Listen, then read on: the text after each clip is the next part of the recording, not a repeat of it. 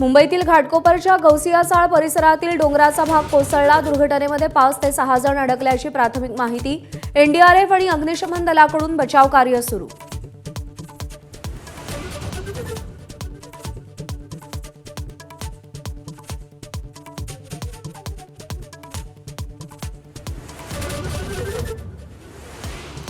शिवसेना पक्ष आणि चिन्हावर आज पुन्हा सुनावणी। दुपारी 2 वाजता सुनावणीला सुरुवात होणार। कपिल सिब्बल पुन्हा युक्तिवाद करणार।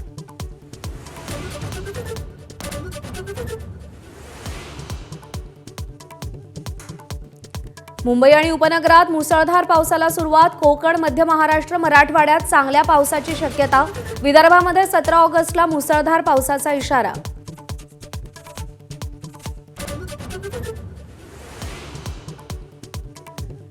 राज्याला साथीच्या आजारांचा विळखा। डेंग्यू आणि हिवतापाच्या रुग्णांमध्ये मोठी वाढ। डेंग्यूचे 3762 रुग्ण पॉझिटिव्ह। नाशिकमध्ये 43 जणांना स्वाईन फ्लूची लागण।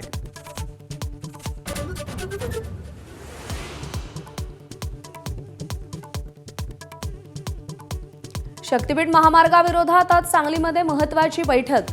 जयंत पाटील, राजू शेट्टी, खासदार विशाल पाटील, आमदार विश्वजित कदम या बैठकीला हजर राहणार।